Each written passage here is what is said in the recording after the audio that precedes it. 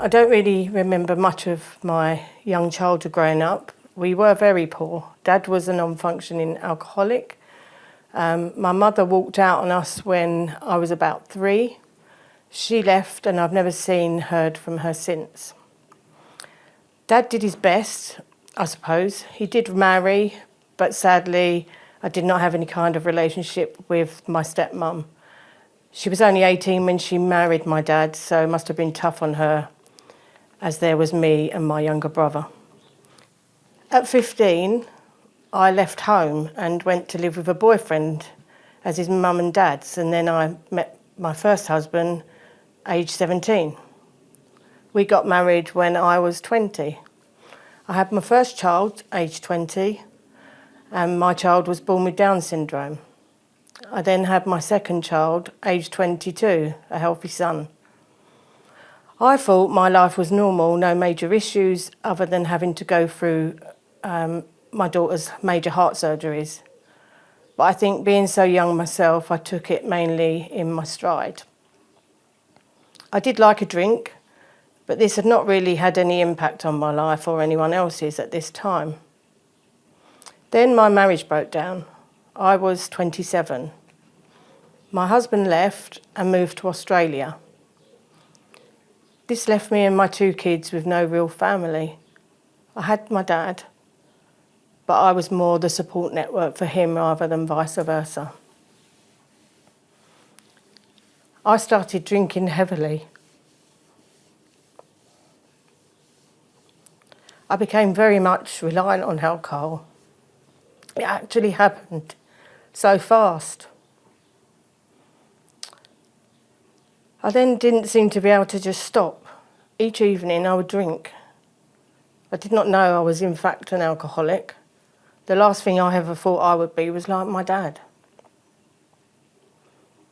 Fast forward 5 years, my early 30s, it was clear I was not functioning, drinking every day, during the day, and now not looking after my 2 children properly. Luckily, their dad came back from Australia and stepped in.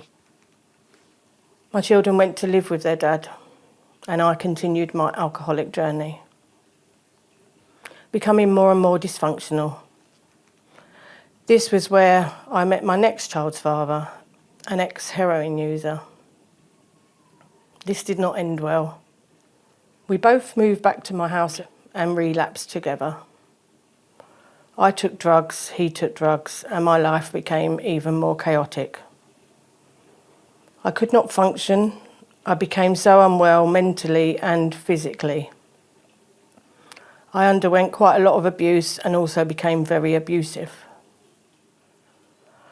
I was not able to function on a practical level.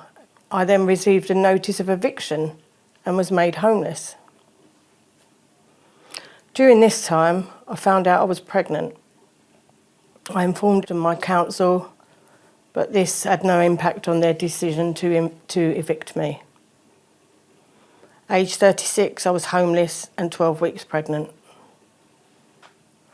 After a few weeks, I was given temporary accommodation, and this was how I lived until my daughter was born and up until my daughter was placed in foster care. I had not received any support from anyone throughout this whole process, and basically I was left to try and raise a child whilst being mentally unwell and abusing alcohol. During this time, my dad died. My baby was 4 months old. Looking back now, I can see I was on the verge of a breakdown, not functioning, and just doing the best I could to look after my little girl. I knew it wasn't right. I knew she deserved more, but I did not know what to do. I couldn't stop drinking. I didn't have any coping mechanisms or anywhere to turn. I had my son in 2017 when I was 21. I am now 28. I came home one day from work to find my son with black pinprick marks up his spine, white cheesy cottage stuff in his mouth, not eating, not drinking, and being really, really drowsy. I called the ambulance, he got rushed to A&E. I wasn't told what was going on or why it was going on, and was given a social worker pretty much straight away. She wasn't in our life very long. And that's when it all started, and I wasn't allowed to see my son without a contact worker present, which they didn't set up for the first few days. And child protection was put in place immediately, which was a nightmare to deal with.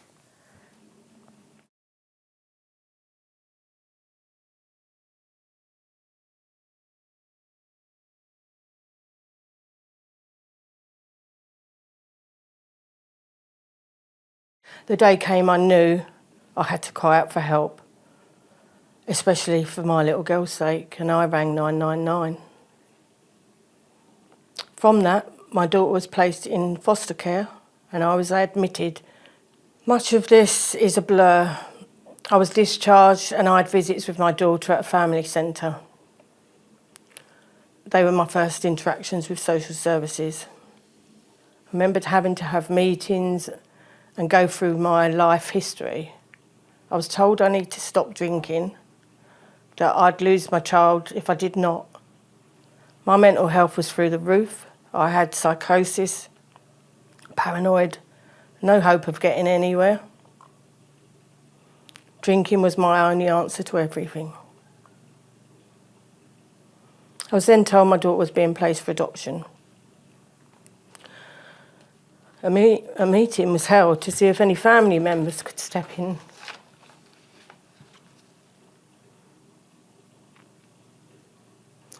There was no one that could. Social worker at the time told me. He said that there was no other option. They wouldn't consider rehab as that had not worked before. I had no hope, but to be honest, I felt I did not deserve it. I didn't deserve my daughter. It was made clear to me that I was choosing to drink over my little girl than getting to keep her. So really my experience of social services at this time was not great. I did not go into the court hearing. I did not fight for my little girl, and I let her go at that time. I felt there was no point because I was broken, I'd lost everything and everyone, and I knew my little girl deserved more. I did go to the court. I waited outside until someone came out to tell me it was over. So when you're going through a child in an emergency process, your mind isn't dealing with social workers, it's not dealing with your family. Your mind wants to be there and present with your child. So it was very stressful and traumatizing. I didn't understand the terms that they were using. I didn't understand what I had to do. I had to go and get a solicitor. I had to go and get myself an adult social worker who could speak on my behalf, trying to deal with my family. It was all too much. At that time, I wanted to be with my child and deal with what was going on with my child. I did not want to go to court. I didn't want to deal with the social workers. I know they had their job to do in protecting my child, but so did I. So in that place, the court proceedings was a complete, utter nightmare, especially when you're suffering with depression and anxiety on top. That made it overwhelming completely. And my partner, who also has disabilities, was no help. So I had multiple social workers over the period from 2018 to 2019.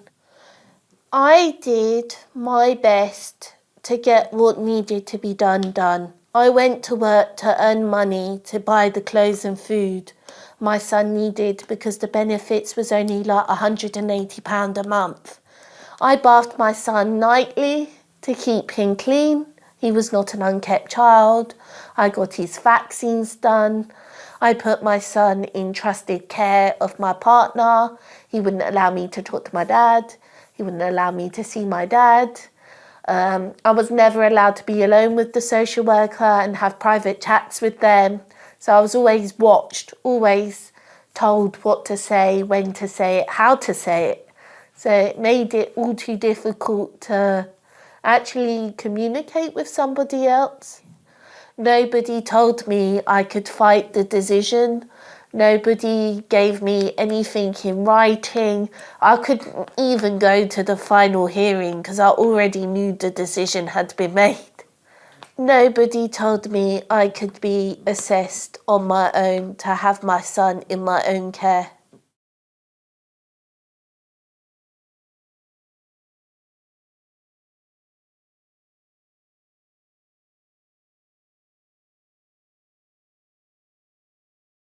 I had meetings with social services going through things like what I'd wish for prospective parents. I remember asking them if they could find someone that would let me have contact with her. And they told me that they would try, and that even if they couldn't find someone, that I would likely have letterbox contact. And it didn't seem very long after that a family had been found. So my experience of working with social services was, I was living in a squat, and I was seeing my daughter at contact centre weekly.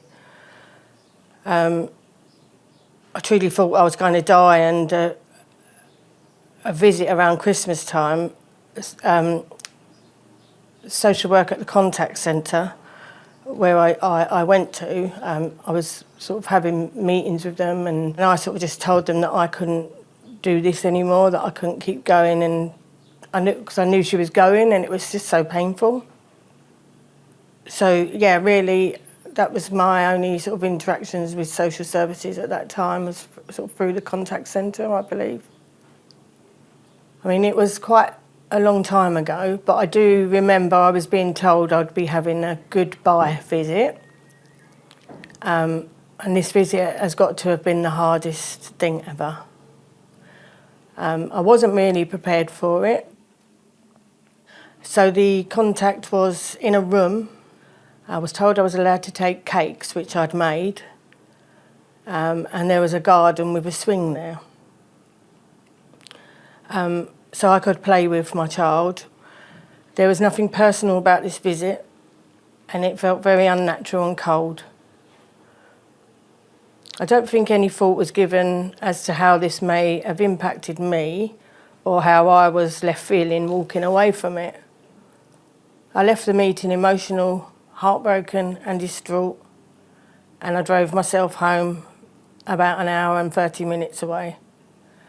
And I was basically left to deal with all the emotion and pain alone. I'd never been prepared for this meeting because in the beginning I was told I'd have a family that would allow me to have contact. And then I felt deceived because that changed. So from then, letterbox contact continued. I was not allowed to write my true feelings. I was not even allowed to say I missed her. I just had to write so that she received it well, if that makes sense.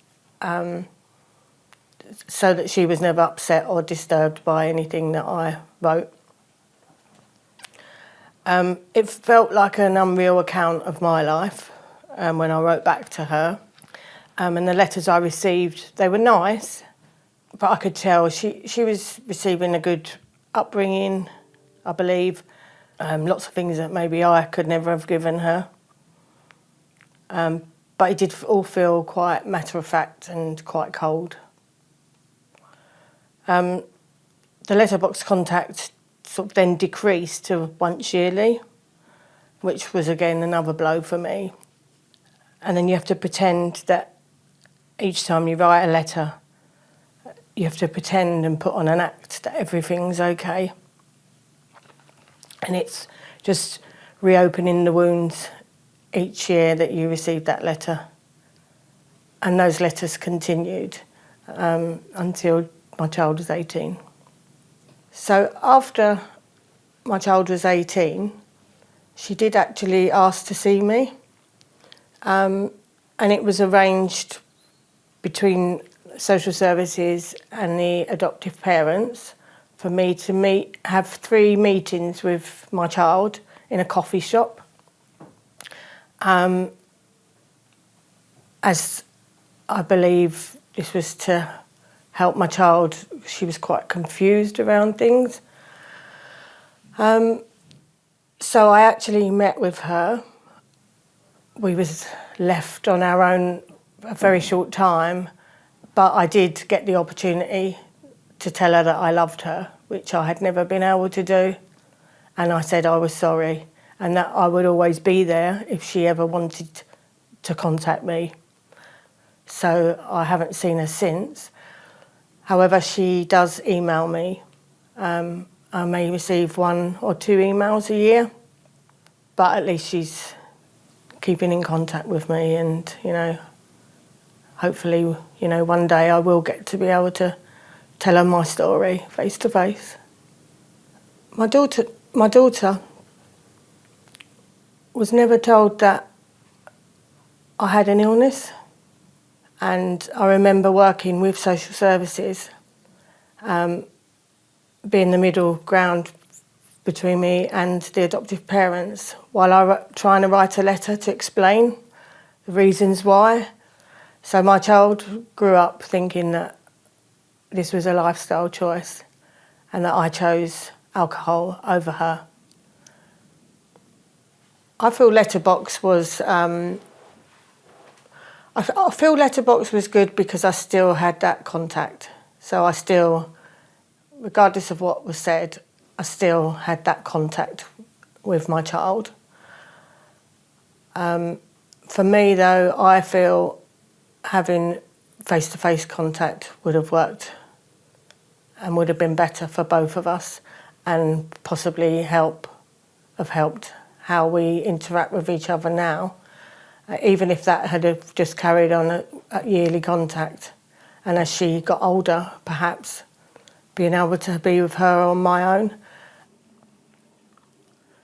So when the court proceedings were finished, shortly after we had a final contact, there was no preparation, no support offered, family wasn't allowed to be there, there was no activities set up, we had to do it all, we weren't allowed in the parks, so we couldn't run around having fun, it was sat in a room.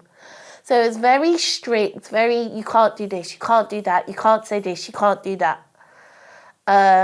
He came late, so that was more distraught, and saying goodbye was the hardest.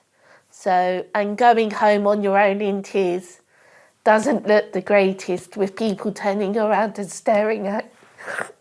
So,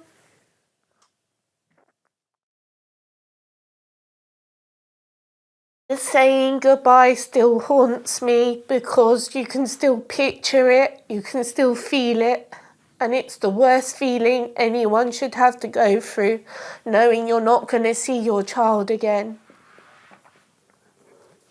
So letterbox contact was meant to be set up for every February.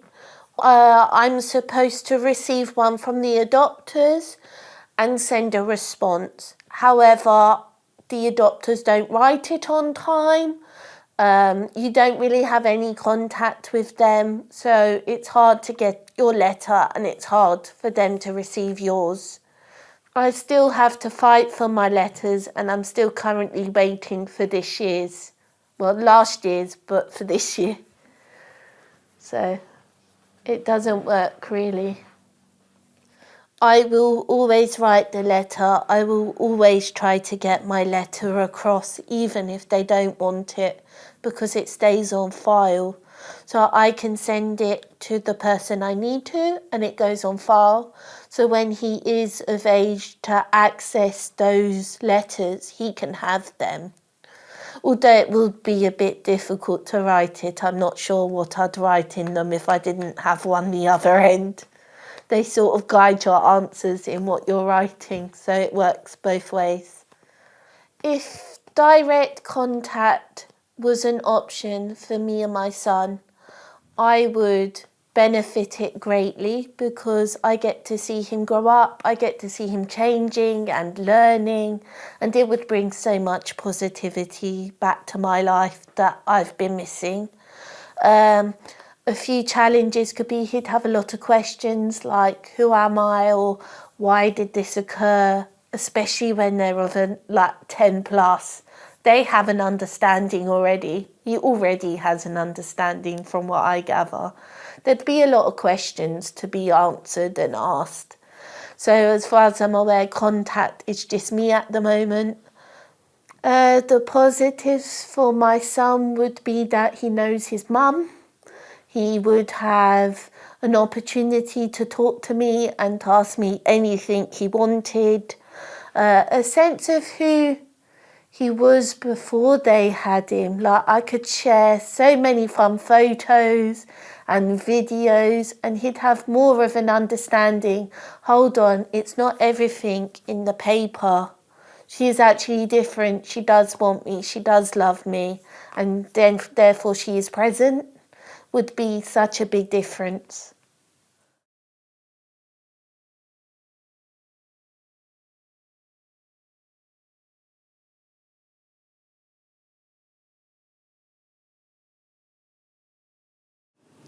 I think if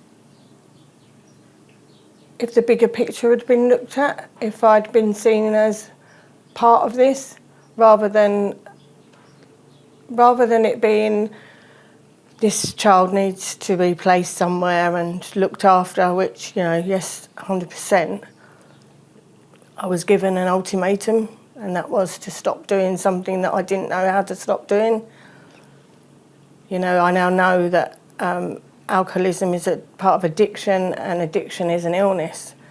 So for me, if there had been someone that had looked at me and said, okay, how can we support this person to get him well, and how can we keep this family together, things would have been a lot different. It would have been nice to have 1 or 2 social workers instead of about 6. In the meetings, it would have nice to have been offered some support. There was no support at the end of the meetings when I really needed it. There was no measures for the parents and to make sure the parents were in good places. It was all about moving the procedure along quickly, and also to have support at the end of the meetings, because saying goodbye is the hardest part.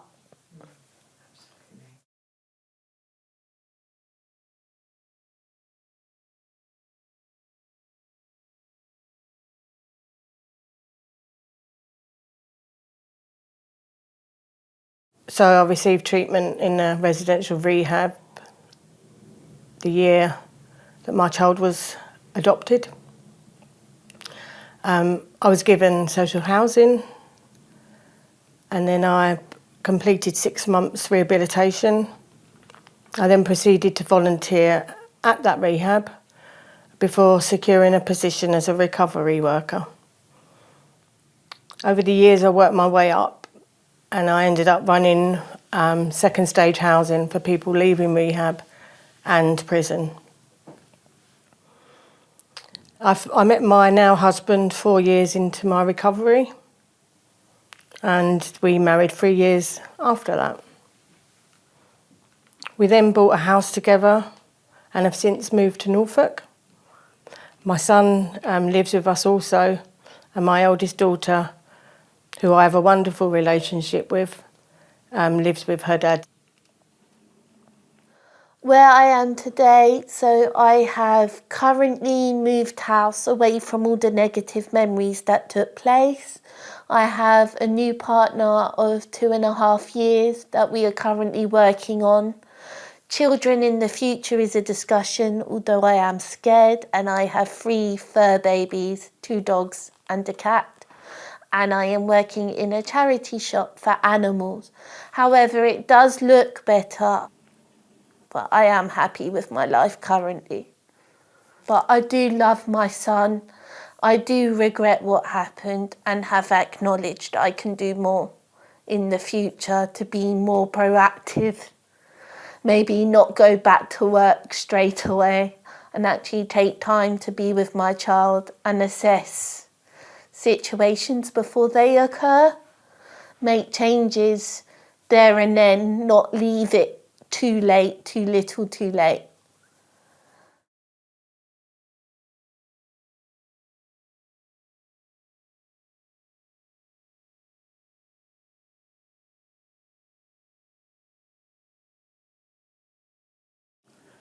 I just want to say, actually, thank you. Because this is the first time that I've actually been able to share the truth and how this has affected me. And it's always been about my child, which I get, but actually this was about me. This was about what I lost. And also how, looking back now, how things could have been so different if someone had looked at me, if someone had given me an opportunity to get well, to see that, to give me a chance, because I didn't know at that time. I didn't know. But if someone in services or whoever had seen me as a person and what was going on for me, then maybe, well, I actually wholeheartedly believe that things would have been so different. And I could have had the opportunity to have my little girl today.